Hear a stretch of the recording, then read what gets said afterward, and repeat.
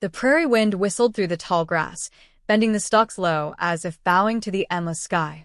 A small figure sat perched on the wooden fence outside a weathered farmhouse, her bare feet swinging idly against the sun-warmed planks. Annie wasn't supposed to be this far from the house, but she came here often, just close enough to see the train tracks in the distance, just far enough that her grandfather wouldn't notice her missing right away.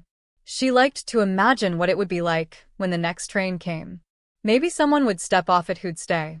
Maybe, just maybe, that someone would be a woman with a kind smile who'd look at Annie and know, deep down, that she belonged with her. Annie's grandfather, Walter, was a good man, but he carried his years like a heavy sack of grain. His shoulders stooped, his voice rough from too much silence. He had taken her in when there was no one else left, and though he never said it aloud, Annie knew he hadn't planned on raising a child again at his age. She tried not to be a burden. She fed the chickens without being asked, swept the porch even when it didn't need sweeping, and only cried at night when she was sure he couldn't hear. But sometimes, when she watched the mothers in town smoothing their children's hair or singing them to sleep, her chest ached so badly she thought it might crack open. That afternoon, the train's distant whistle sent a jolt through her. She scrambled down from the fence, her faded dress catching on a splinter before she tugged it free. The train didn't stop often in their little town, mostly just for supplies or the occasional traveler passing through. But today, it slowed with a great hiss of steam, and Annie held her breath as the doors opened. A few men in dusty coats stepped off, then a tired-looking family, and then a woman. She stood alone, clutching a worn carpet bag, her eyes scanning the platform like she wasn't quite sure where she was supposed to go. Her dress was neat but plain, the kind meant for hard work, and her dark hair was pinned back tightly, though a few strands had escaped in the wind.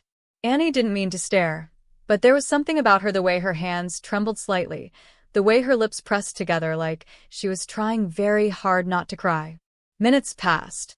The train pulled away, the other travelers disappeared into the town, and still the woman stood there, her shoulders sinking lower with each breath. Annie knew that look. She'd seen it in her own reflection often enough. It was the look of someone who'd been left behind. Before she could think better of it, Annie found herself walking forward, her bare feet kicking up little puffs of dust. The woman didn't notice her at first, not until Annie was right in front of her, staring up with wide, solemn eyes. "Are you lost?" Annie asked. The woman startled, then quickly wiped at her cheek with the back of her hand. "No, her voice caught. I was supposed to meet someone here, but it seems he's changed his mind." Annie understood enough. The town had seen mail-order brides before, women who came west to marry men they'd never met, hoping for a better life. Sometimes it worked. Sometimes it didn't. The woman straightened, forcing a smile that didn't reach her eyes. "You shouldn't be out here alone, little one. Do you live nearby?" Annie nodded toward the farmhouse in the distance. Then, before she lost her nerve, she reached out and took the woman's hand. It was warm and a little rough, like she'd known hard work all her life. "You need a home," Annie said quietly, "and I need a mommy." The woman's breath hitched. For a long moment, she just looked at Annie, really looked at her, like no one had in a very long time. Then slowly, she squeezed Annie's hand back. And just like that, the wind carried away the last of the train's smoke, leaving only the two of them standing there beneath the vast, endless sky. The farmhouse had never felt so still as it did that evening, the weight of unspoken words pressing down on the creaking floorboards. Walter sat at the rough-hewn kitchen table, his callous fingers tracing the rim of his untouched coffee cup, while his gaze flickered between the woman Rose. She'd said her name was, and Annie, who hovered at her side like a sparrow unwilling to leave its perch. The fire in the stove had burned low, casting long shadows that stretched and twisted along the walls, making the room feel smaller than it was. Walter had never been a man of many words, and now, faced with this unexpected turn, he found himself even more at a loss. Rose stood stiffly near the door, her carpet bag still clutched in both hands, as if she expected to be turned out at any moment. She had tried to explain herself how she'd answered an advertisement for a bride, how the man who'd promised her a home had taken one look at her and walked away without a word, but the story had come out in fragments, her voice wavering between defiance and shame. Walter had listened in silence, his expression unreadable. He knew what it was to be discarded. He also knew what it meant to take in a stranger, and the risks that came with it. Annie, sensing the tension, tugged gently on Rose's sleeve. "She can help with the chores," she said, her voice small but insistent. "She don't eat much, neither. I seen her, she only had a biscuit all day." Walter's jaw tightened. He wasn't a cruel man, but the land was hard and winter was coming. Another mouth to feed, another person depending on him, it was no small thing. And yet, the way Annie looked at Rose, with a hope so bright it near hurt to see, made something in his chest twist. He'd spent years building walls around his heart, but Annie had a way of slipping through the cracks without even trying. With a slow exhale, Walter pushed back from the table and stood. "Barn needs mucking," he said gruffly, avoiding Rose's eyes. "If you're staying, you'll earn your keep." Rose nodded so quickly it was almost comical. "Yes, sir. I'll work hard. You won't regret it." Walter grunted, already turning toward the door. He didn't promise anything, didn't offer false comfort. But as he stepped out into the cooling evening air, he didn't tell her to leave, either. For Annie, that was enough. She beamed up at Rose, her grin wide enough to show the gap where she'd lost a tooth last summer. "See? He likes you." Rose didn't look convinced, but she managed a shaky smile in return. "What's mucking?" Annie giggled, the sound bright and sudden in the quiet house. "Oh, you'll find out." Outside, Walter paused on the porch, his hands braced against the railing. The sun was sinking behind the distant hills, painting the sky in shades of gold and violet. He didn't know what he'd just agreed to. Didn't know if this woman would last a week once she realized how harsh life here could be. But as he listened to Annie's laughter drift through the open window, he couldn't bring himself to regret his decision. Not yet, anyway. Inside, Rose set her bag down at last, her shoulders easing just a fraction. She had no illusions this wasn't the home she'd imagined when she'd boarded the train. But it was a roof. It was a chance. And as Annie chattered away, showing her where to put her things and which floorboards creaked the loudest, Rose felt something she hadn't in a long time, the faint, fragile stirring of hope. The pre-dawn chill clung stubbornly to the air as Rose stumbled blearily toward the barn, her breath curling in pale wisps before her. She had barely slept. Every unfamiliar sound of the old house had jolted her awake, from the groan of settling timbers to the distant cry of a night-hunting owl. Now, with the sky still bruised purple at the edges, Walter was already waiting by the barn door, his silhouette sharp against the lantern light spilling from within. He didn't speak as she approached, merely jerked his chin toward the pitchfork leaning against the wall before disappearing inside.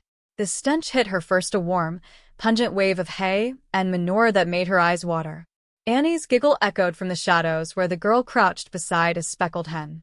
"Told ya you'd find out," she whispered conspiratorially. Rose pressed her sleeve to her nose, earning a rare chuckle from Walter as he tossed her a pair of cracked leather gloves. "You city girls," he muttered, but there was no real malice in it. By mid-morning, Rose's palms burned with fresh blisters, her back ached like she'd been trampled, and she'd narrowly avoided being kicked by a cantankerous mule. Yet when Annie pressed a tin cup of lukewarm cider into her hands, the pride in the child's eyes made the discomfort almost worthwhile. "You're doing real good," Annie assured her solemnly, as if she were the elder and Rose the greenhorn. Walter observed their interactions with quiet intensity. He noticed how Rose instinctively angled herself between Annie and the mule's restless hooves, how she paused in her work to retie the girl's wayward braid with clumsy but gentle fingers. When Annie dragged Rose to the kitchen garden after lunch, chattering about which seedlings needed extra care, Walter didn't interrupt their laughter as they accidentally uprooted 2 carrot sprouts.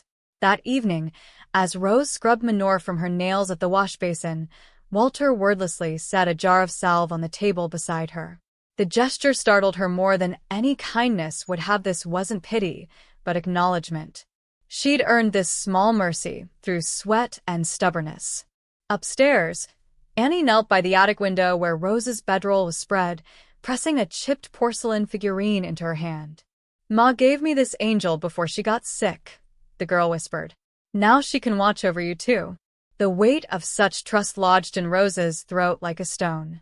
Outside, the first fat drops of rain began pattering against the roof as Walter's harmonica drifted up from the porch below, a slow, mournful tune that somehow didn't sound quite so lonely anymore. The storm rolled in earnest as night deepened, rattling the shutters and sending drafts snaking across the floorboards. When a particularly violent gust shook the house, Rose startled awake to find Annie standing silhouetted in the doorway, her nightgown fluttering like a ghost. Without a word, Rose lifted the quilt in invitation. The child burrowed against her with the unself-conscious trust of a stray kitten, her cold feet pressing against Rose's calves. As the wind howled outside, Rose realized with quiet wonder that for the first time in years, she wasn't just sheltering from the storm, she was sheltering someone else. Downstairs, Walter paused in his whittling, listening to the unfamiliar sound of two sets of breathing mingling above his head. The knife stilled in his hand as he stared into the fire, contemplating the strange arithmetic of their situation, how one more person in the house somehow made it feel less empty. Outside, the rain softened to a steady rhythm, washing the dust from the world as gently as a mother sponging dirt from a child's cheek. The first frost came early that year, creeping across the fields in the dead of night and leaving the world glittering like shattered glass by morning. Rose stood at the kitchen window, her hands wrapped around a steaming mug of chicory coffee, watching her breath fog the pain. 3 months had passed since she stumbled off that train, and the rhythm of farm life had settled into her bones, the pre-dawn milking, the endless mending of fences, the way Annie's laughter would chase away the lingering shadows of exhaustion. Yet as she traced the icy patterns on the glass, she couldn't shake the feeling that this fragile piece was as transient as the frost itself. Walter had taken Annie to town for supplies, leaving Rose to tend the morning chores alone. The silence of the empty house pressed against her ears as she kneaded bread dough with more force than necessary, the heels of her hands working out unspoken tensions. It was on days like this, when the world held its breath between seasons, that memories slithered from their hiding places, the uncle's whiskey-laced breath as he'd informed her she'd be marrying his business partner, the way her few belongings had been packed for her before she'd even consented, the desperate midnight flight that had led her to answer a stranger's advertisement in the first place. A sharp rap at the door startled her from the reverie. The dough fell forgotten as she wiped flour-streaked hands on her apron, her pulse suddenly loud in her ears. Visitors were rare this far out, especially in the brittle cold of morning. Through the warped wood, she could make out the hulking silhouette of a man too broad to be Walter, too tall to be the postmaster. The door creaked open to reveal a stranger swathed in a wolfskin coat, his beard frosted with exhaled breath. "You the woman staying with Walter Gantry?" His voice carried the clipped tones of a man accustomed to being obeyed. Rose's fingers tightened on the doorframe as recognition prickled down her spine. This was no neighborly visit. The way his eyes raked over her, cataloging her worth like livestock at auction, was all too familiar.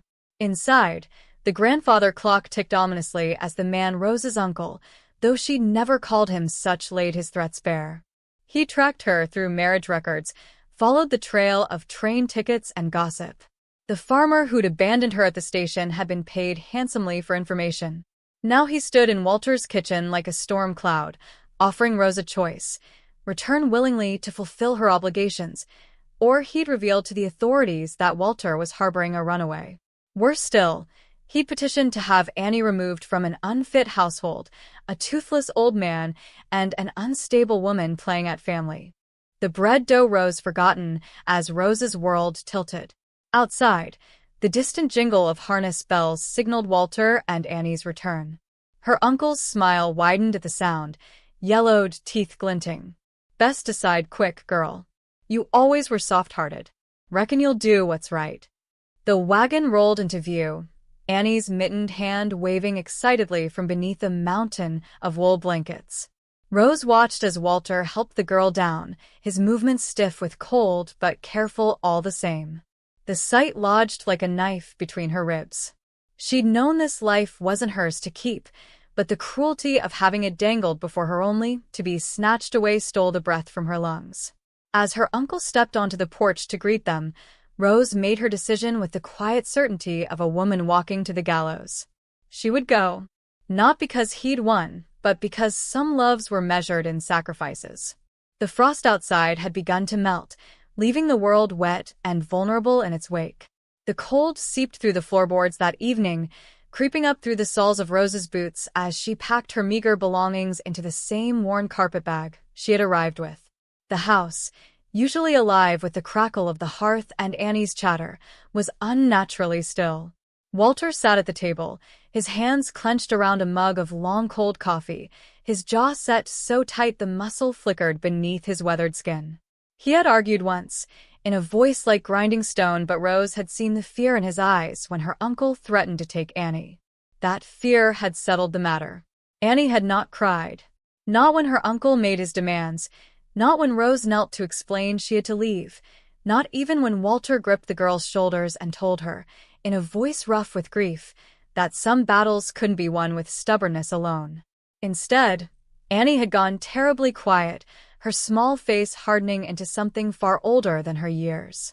She had watched unblinking as her uncle smirked and assured them he'd return at first light for Rose.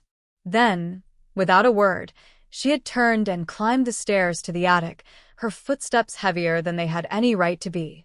Now, as Rose folded her spare dress, the one she had patched and repatched, the one Annie had clumsily helped her hem, she listened for any sound from above. None came. The silence was worse than tears. Walter's chair scraped against the floor as he stood abruptly, his movements stiff with suppressed fury. "This ain't right," he muttered, not for the first time. Rose didn't answer. There was nothing to say. The law favored men like her uncle, men with money and influence, men who could spin lies into truths with a few well-placed words. Walter was just a farmer, and she was no one at all. Annie was the only one who stood to lose everything. A floorboard creaked overhead. Rose's hand stilled. Then, slowly, Annie descended the stairs, her nightgown pooling around her ankles, her hair a tangled halo in the dim light. In her arms, she clutched the chipped porcelain angel she had given Rose weeks before the last gift from her mother. Without a word, she pressed it back into Rose's hands, her fingers trembling. "You keep it," Rose whispered, her throat tight. "So, you remember." "I ain't gonna forget," Annie interrupted, her voice small but fierce. "And neither are you." Rose had no answer to that. She tucked the figurine carefully into her bag, next to the handkerchief Walter had given her for her blister hands and the ribbon Annie had worn in her hair on Sundays. These were the things she would take with her, not the uncle's threats, not the fear, but the proof that, for a little while, she had been loved. Outside, the wind howled against the eaves, rattling the shutters like some restless spirit. Walter paced the length of the room, his shadow stretching long and gaunt across the walls. Annie climbed into Rose's lap, her warmth seeping through the thin fabric of her nightgown, her head tucked beneath Rose's chin as if she could burrow her way into safety. No one slept that night. When dawn finally bled across the horizon, painting the fields in pale gold, the sound of hoofbeats announced her uncle's arrival. Rose stood on the porch, her bag in hand, her spine straight despite the weight pressing against her ribs. Walter stood beside her, his hand resting briefly on her shoulder, a gesture so fleeting she might have imagined it. Annie remained in the doorway, her arms wrapped tight around herself, her eyes dry but blazing. Her uncle smirked as he reached for Rose's arm.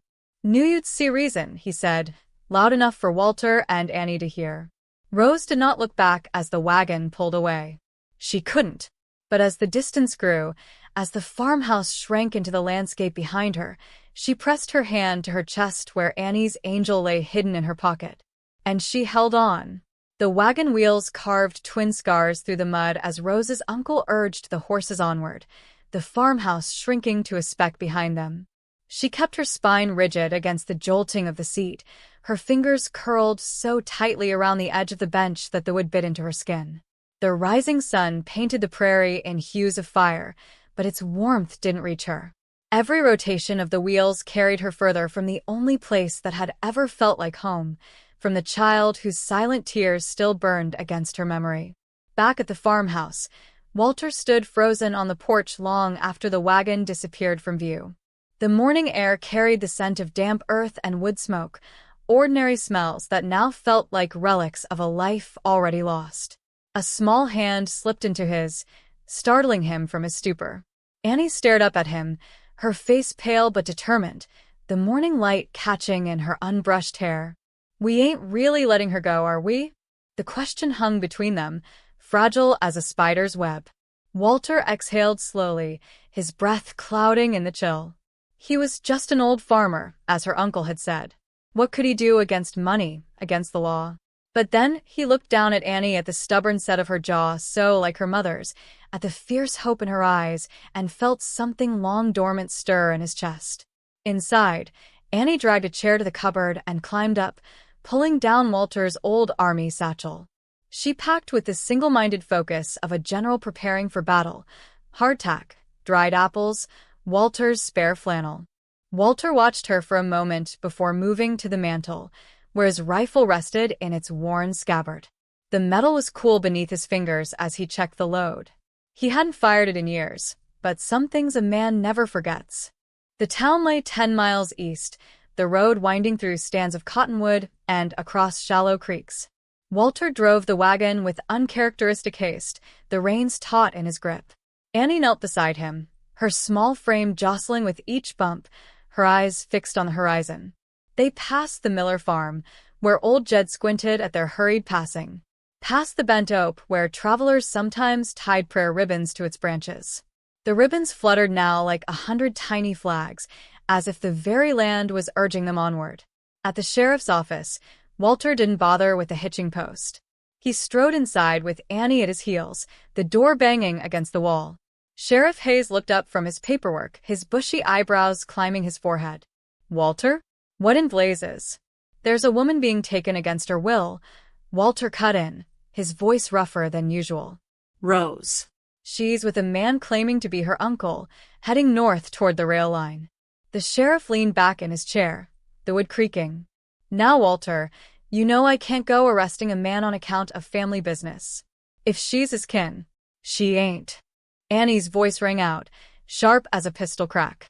She planted her hands on the sheriff's desk, her chin lifted. "He's mean and he lies, and Rose don't want to go. You're supposed to help people." A flush crept up the sheriff's neck. He looked from Annie's blazing eyes to Walter's stony expression, then sighed and reached for his hat. "I'll send a boy to check the north road." "But Walter—" He paused, his gaze heavy with unspoken warning. "If this goes sideways, it's your name on the trouble." Walter met his eyes, without flinching. "I know." Outside, the midday sun beat down mercilessly. Annie tugged at Walter's sleeve, her voice dropping to a whisper. "They ain't going north, Grandpa. Rose told me once her uncle's place is south, near the river docks. She said he always takes the easy way." Walter studied his granddaughter, the way her eyes gleamed with desperate certainty, the way her fingers trembled even as she held them clenched at her sides. Without a word, he lifted her into the wagon and turned the horses south.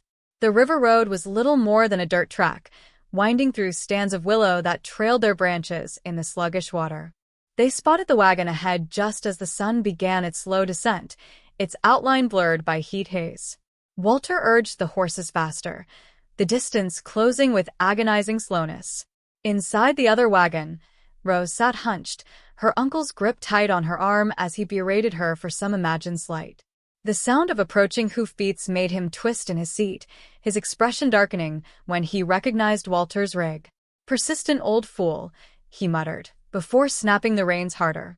Annie stood in the bouncing wagon, bracing herself against Walter's shoulder. "Rose." Her voice carried across the distance, sharp with desperation. Rose turned, her face a mask of shock and dawning hope. She lunged for the wagon's edge, but her uncle caught her wrist, his fingers digging in cruelly. "You ain't going nowhere," he snarled. It happened in a blur, Walter's wagon pulling alongside, Annie stretching out her arms like a bird about to take flight. Without hesitation, Rose wrenched free and leaped the terrifying gap between the wagons, crashing into Walter's waiting grasp. The uncle's bellow of rage was lost in the thunder of hooves as Walter wheeled the horses around, Annie clinging to Rose with a sob. Behind them, the uncle's wagon careened wildly before lurching to a halt. He stood, his face purple with fury, one hand reaching toward his coat, but the glint of Sheriff Hayes' badge as he emerged from the willows froze him mid-motion. The law had arrived, and with it, the first sweet breath of justice. Rose trembled against Annie, her tears soaking into the girl's hair. Walter kept one arm around them both, his grip firm as an anchor in the storm. The river murmured beside them, carrying away the echoes of the past as the three of them turned for home. The farmhouse stood bathed in golden afternoon light, its weathered planks glowing like honey as Rose stepped onto the porch for the first time in 3 days. The sheriff had kept her uncle locked up while he verified the man's claims, but the truth had come out quickly: the forged documents, the bribes, the way he'd tried to sell Rose off like cattle. Now, with the legal papers signed and her uncle on a train back east in handcuffs, the weight that had pressed on Rose's chest since childhood finally lifted, leaving her lightheaded with something dangerously close to joy. Annie barreled into her before she could take another step, small arms wrapping fiercely around her waist. "You came back," the girl whispered into Rose's travel-dusty dress, her voice muffled but triumphant. Walter hovered behind them, his usual gruffness softened at the edges as he reached for Rose's carpet bag, not to unpack it, but to carry it inside, as if declaring this journey truly over. The days that followed unfolded like the petals of the late-blooming asters by the fence, slowly, sweetly. Rose found herself lingering in the kitchen each morning, not just to cook, but to watch the sunrise paint Annie's sleepy face in rosy hues as the girls stumbled down the stairs. Walter began leaving his bedroom door ajar at night, no longer pretending he didn't hear Annie's nightmares or Rose's quiet songs of comfort. One evening, he set an extra nail by the hearth where Rose always sat, hammering in a hook for her shawl without a word. Such small things, but they settled into Rose's bones like a promise. When the first snow dusted the fields in crystalline white, Walter surprised them both by hitch the wagon for town without being asked. Annie clambered aboard in her patched but carefully brushed Sunday dress, bouncing with excitement. Rose hesitated, her fingers worrying the frayed edge of her sleeve until Walter cleared his throat and held out a small cloth pouch. "For fabric," he muttered, eyes fixed on the horizon. A woman ought to have something new now and then. The coins inside glinted warm as sunlight, more money than Rose had held in years. The church bells were ringing when they returned, Annie cradling a bolt of cornflower blue calico, like treasure, while Walter carried a sapling oak wrapped in burlap. They planted it together that evening, their breath mingling in the frosty air as they took turns patting earth around its roots. Walter placed Annie's small hand over Rose's on the shovel handle, his work-roughened palm covering them both for a fleeting moment.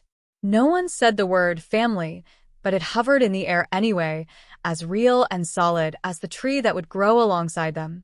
That night, as Rose tucked Annie into bed, the girl suddenly grabbed her hand. "You're staying forever, ain't you?" The question hung between them, fragile as a soap bubble. Rose thought of the way Walter had begun leaving the coffee pot on the back of the stove for her, how Annie's laughter now carried the unself-conscious joy of a child who knew she was loved. Outside, snowflakes spiraled past the window, each one a tiny miracle of belonging. "Yes," Rose whispered, pressing a kiss to Annie's forehead. The word felt like a vow, like the first green shoot breaking through winter-hardened ground. Downstairs, Walter's harmonica began a lullaby old as the hills, its notes wrapping around the house like arms holding them close. Somewhere in the dark, the oak sapling stood straight and hopeful, its roots already reaching deep into the good, rich earth. The end, or just the beginning? Did this story of resilience and found family warm your heart like a crackling hearth on a winter's night? If so, don't let the adventure end here. Subscribe for more tales where love triumphs over hardship, where broken souls find healing, and where every ending plants the seed of a new beginning. Your next unforgettable journey is just one notification away. Click subscribe now and become part of our storytelling family. Who knows? The next chapter might be waiting just for you.